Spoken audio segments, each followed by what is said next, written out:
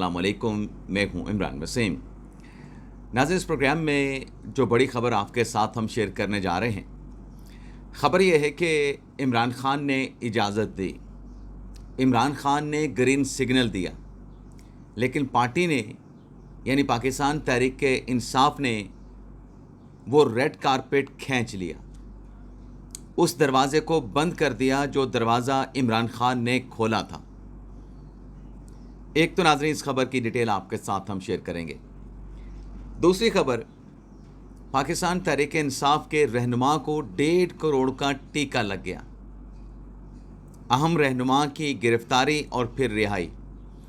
कुछ और भी अहम डेवलपमेंट्स हैं, उनकी डिटेल भी इस वीडियो लॉग में आपके साथ हम शेयर करेंगे। लेकिन प्रोग्राम का आगाज़ करने से पहले आपसे दरख्वास्त के चैनल को सब्सक्राइब कर लें, बेल आइकॉन का बटन प्रेस करें। वीडियो पसंद आए तो इसे लाइक और शेयर ज़रूर कीजिएगा।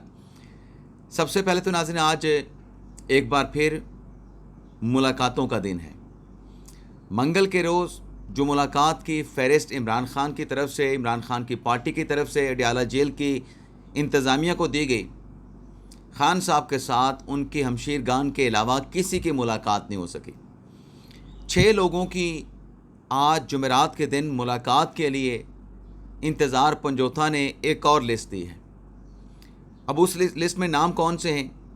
अकरम उस्मान हैं, कलसूम अकरम हैं, मलिक लियाकत अली हैं, कलसूम अकरम नहीं, शायद कोई और नाम है, मैंने लिखने में शायद कोई गलती की है, शफ़ी जान हैं, फ़खर जहाँ हैं, तनवीर असलम हैं। अब आप मुझसे ये बेहतर फ़ैसला कर सकते हैं कि ये जो 6 लोगों की फ़हरिस्त अडयाला जेल की इंतज़ामिया को दी गई है, आप इनमें से कितने लोगों को जानते हैं? ये कितने अहम रहनुमा हैं जो आज इमरान ख़ान के साथ मुलाकात करने के लिए अडयाला जेल पहुंचेंगे? मुलाकात होती है, मुलाकात नहीं होती, ये एक अलग बहस है। लेकिन इन 6 नामों की फ़हरिस्त से आप पाकिस्तान तहरीक इंसाफ की संजीदगी का अंदाज़ा लगा सकते हैं कि इसमें ना बैरिस्टर गौहर हैं, ना अली मोहम्मद ख़ान हैं, ना सलमान अकरम राजा हैं, ना ज़रताज गुल साहबा हैं, ना और कोई PTI का जैसे जुनैद अकबर साहब हैं, अली अमीन गंडापुर साहब हैं, ना कोई और नामवर रहनुमा का नाम इस लिस्ट में शामिल है। और पाकिस्तान तहरीक इंसाफ बात करती है कि 26वीं आईनी तरमीम के तहत जो अदलिया है उसको ग़ुलाम बना लिया गया है, जो अदलिया है उसको धमकाया जा रहा है। अदलिया को अंडर प्रेशर हुकूमत 26वीं आईनी तरमीम के तहत ला चुकी है। लेकिन नाज़रीन, आप ख़ुद ये फ़ैसला करें कि जो इमरान ख़ान के ख़िलाफ़ मुकदमा है ख़ातून जज ज़ेबा चौधरी को धमकाने का, उस वक्त 26वीं आईनी तरमीम तो नहीं आई थी। ख़ातून जज को किसने धमकी लगाई थी? आज बात होती है कि 26वीं आईनी तरमीम के तहत अदलिया को ग़ुलाम बना लिया गया है, अदलिया को धमकाया जा रहा है, अदलिया को थ्रेट किया जा रहा है। तो 26वीं तरमीम से पहले पाकिस्तान तहरीक इंसाफ खुद क्या कर रहे थे? अब गुज़िश्ता रोज़ इस केस की समाअत थी और केस की समाअत में सिर्फ तारीख़ ही पड़ी है 16 जुलाई की। 16 जुलाई को इस केस की दोबारा समाअत होगी। जज मुरीद अब्बास सिपरा साहब इस केस की समाअत करेंगे। क्या इस केस में कोई माफ़ीनामा जमा हुआ? कोई नाज़रीन माफ़ीनामा जमा नहीं हुआ। अब नाज़रीन आ जाते हैं कि इमरान ख़ान साहब ने क्या ग्रीन सिग्नल दिया था, और एक पार्टी के रहनुमा हैं PTI के, उन पर नाअहली की तलवार भी लटकने का एक ख़तरा नज़र आ रहा है। इमरान ख़ान साहब ने नाज़रीन ग्रीन सिग्नल जिस मामले पे दिया है वो मुज़ाकरात वाला मामला नहीं है। मैं आपको सिर्फ रिकॉल कराऊंगा, रिमाइंड कराऊंगा कि चंद हफ्ते पहले एक ट्वीट किया गया था कि कोई बड़ी तब्दीली आ रही है, कोई विकेट गिर के पाकिस्तान तहरीक इंसाफ में शमूलियत अख्तियार करने जा रही है। ये ट्वीट किया था फैसल चौधरी ने, और जो PTI के सोशल मीडिया के जंगजू हैं उनकी तरफ से भी इस खबर को जो है वो मुकम्मल सपोर्ट की गई थी, इसको ट्रेंड किया गया था, इसको सपोर्ट किया गया था। मामला नाज़रीन ये है कि इमरान ख़ान साहब ने असद उमर के भाई मोहम्मद ज़ुबैर उमर, उनकी तहरीक इंसाफ में शमूलियत का ग्रीन सिग्नल दिया था कि वो पाकिस्तान तहरीक इंसाफ में शामिल हो सकते हैं। ٹھیک ہے وہ ماضی میں مسلم لیگ نواز کے ساتھ تھے، لیکن اب اگر وہ تحریک انصاف میں آنا چاہتے ہیں تو عمران خان صاحب نے اپنی پارٹی کا دروازہ کھول دیا تھا. لیکن ناظرین، یہ دروازہ جو عمران خان نے زبیر عمر کے لیے کھولا، اسے پارٹی نے نہ جانے کن وجوہات کی بنا پہ اس دروازے کو بند کر دیا، کلوز کر دیا. خبر یہ ہے کہ زبیر عمر صاحب پی ٹی آئی میں شمولیت کے لیے گھر سے نکلے تھے، شاید کوئی پریس کانفرنس کرنے جا رہے تھے، میڈیا کے ذریعے ٹاک کر کے اناؤنسمنٹ ہونے جا رہی تھی، لیکن عین موقع پہ پی ٹی آئی کے ذرائع کے مطابق، پی ٹی آئی کے انٹرنل بابسوخ ذرائع کے مطابق ٹیلی فون کر کے زبیر عمر کو روک دیا گیا کہ فی الحال آپ پارٹی میں شمولیت کا اعلان نہ کریں. تو جب یہ ان کو ٹیلی فون کال کی گئی تو زبیر عمر صاحب کی پارٹی میں شمولیت کا جو معاملہ تھا وہ وہیں پہ رک گیا. اب پارٹی میں جو کچھ لوگ کہتے ہیں کہ یہ شمولیت ہونی چاہیے تھی، زبیر عمر کی پارٹی میں شمولیت کے حق میں تھے، ان کا موقف یہ تھا اور آج بھی ہے کہ اگر زبیر عمر پاکستان تحریک انصاف میں آ جاتے تو اس سے ایک بڑا پازیٹیو جیسچر جاتا. مشکل حالات میں جب لوگ ٹوٹ کے جا رہے ہیں، ان حالات میں کسی کا دوسری سائڈ سے اٹھ کے پارٹی میں تحریک انصاف میں شامل ہونا، اس کا امپیکٹ بڑا پازیٹیو تھا، اس کا امپیکٹ بڑا سٹرونگ جانا تھا. لیکن یہ موقع اس شمولیت کے پروسیس کو روک کے پاکستان تحریک انصاف نے ضائع کر دیا. اچھا، ہم نے یہ جاننے کی بھی کوشش کی کہ کیا وجہ ہے، کیوں روکا گیا. جب عمران خان صاحب نے اجازت دے دی، بند دروازہ زبیر عمر کے لیے کھول دیا، گرین سگنل دے دیا، اجازت دے دی، تو نہ اس کا جواب نہیں دیا گیا.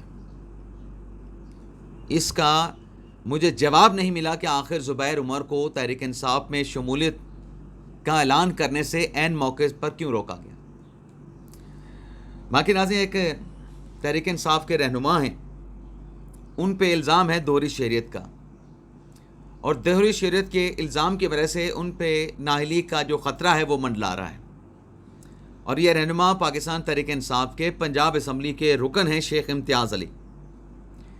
ان کے خلاف الیکشن کمیشن میں پرسیڈ ہوا، کارروائی ہوئی، جس میں شیخ امتیاز علی کا یہ کہنا تھا کہ انہوں نے کینیڈین جو نیشنلٹی ہے اس کو ترک کر دیا ہے، اور کینیڈین نیشنلٹی کو ترک کرنے کے بعد اب وہ ڈیول نیشنل نہیں، صرف پاکستانی سٹیزن ہیں، اور اپنا ایفیڈیوٹ بھی انہوں نے الیکشن کمیشن میں جمع کروا دیا ہے.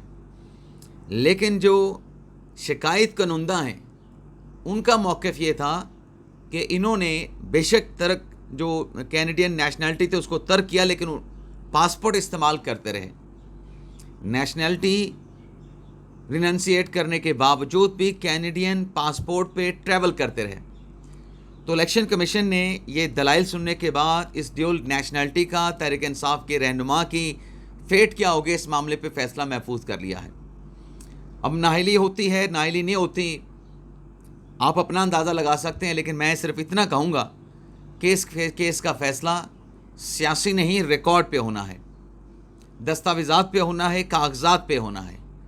اگر تو ڈاکومنٹس شیخ امتیاز علی کو سپورٹ نہیں کریں گے تو ڈسکوالیفائی. اگر ان کے جو دستاویزات جو شیخ امتیاز علی نے جمع کروائے ہیں وہ یہ ثابت کرتے ہیں کہ کینیڈین نیشنلٹی انہوں نے چھوڑ دی ہے، تو پھر نااہلی وغیرہ کا کوئی خطرہ نہیں ہوگا، پھر ان کا کوٹل ہو جائے گا. باقی ناظرین، تحریک انصاف کے رہنما کو 1.5 کروڑ کا ٹیکہ لگا ہے، لیکن یہ 1.5 کروڑ کا ٹیکہ ان کی اپنی غلطی سے لگا ہے، ان کی اپنی ہٹ دھرمی سے لگا ہے، ان کی اپنی ضد سے لگا ہے. معاملہ کیا ہے ناظرین؟ پاکستان تحریک انصاف کے رہنما ریاض حسین برطانیہ لندن میں ہوتے ہیں. 2019-20 کی بات ہے کہ جب اخبارات میں قاضی فائزہ کے خلاف ریفرنس، ان کو ٹارگٹ کرنا، ان کو نشانہ بنانا، اور جنگ گروپ کے سربراہ میر شکیل الرحمان کی گرفتاری کے حوالے سے جب خبریں چھپ رہی تھیں، عمران خان صاحب کی حکومت کے خلاف ایک مضبوط نیریٹو بن رہا تھا، تو لندن کے یہ پی ٹی آئی کے رہنما ریاض حسین، جو کہ اب سابق عہدیدار ہو چکے ہیں پی ٹی آئی کے، ان کی طرف سے لندن میں جو جنگ جیو گروپ کے نمائندہ ہیں، سینئر رپورٹر ہیں، کریڈیبل رپورٹر ہیں، دبنگ رپورٹر ہیں، اور ان کی کریڈیبلٹی پہ کسی قسم کا کوشچن نہیں ہے، مرتضی شاہ کی کریڈیبلٹی کے اوپر بات کی، ان کو بدنام کیا، ان پہ بے بنیاد بیہودہ الزامات لگائے. اب پاکستان تو نہیں کہ آپ جس پہ مرضی الزام لگا دیں. جیسے عمران خان صاحب نے کہا تھا کہ مجھے 10 ارب کی پیشکش ہوئی ہے کہ پاناما کے اوپر خاموشی اختیار کر لوں. اب اس پہ ڈیفیمیشن کا سوٹ عمران خان کے خلاف فائل ہے. وہاں پہ عمران خان صاحب شواہد دینے کی بجائے، وہ بندہ بتانے کے بجائے کہ آفر کون لے کے آیا تھا 10 ارب کی شہباز شریف کی طرف سے، عمران خان صاحب لیگل موشگافیوں کے پیچھے چھپ رہے ہیں. عمران خان صاحب لیگل ٹیکنیکلٹیز کے پیچھے چھپ رہے ہیں کہ یہ کیس ایڈیشنل سیشن جج کی عدالت میں چلنے کے بجائے سیشن عدالت میں چلنا چاہیے. مرتضی شاہ نے اس بے بنیاد پراپوگنڈے پہ، کمپین پہ، الزامات پہ لندن کی عدالت میں کیس کر دیا، ڈیفیمیشن کا سوٹ فائل کر دیا. اور اب اس کیس میں 5 سال کے بعد جو پی ٹی آئی کے رہنما تھے، سابق عہدیدار ہیں ریاض حسین، ان کی طرف سے غیر مشروط معافی مانگ لی گئی ہے.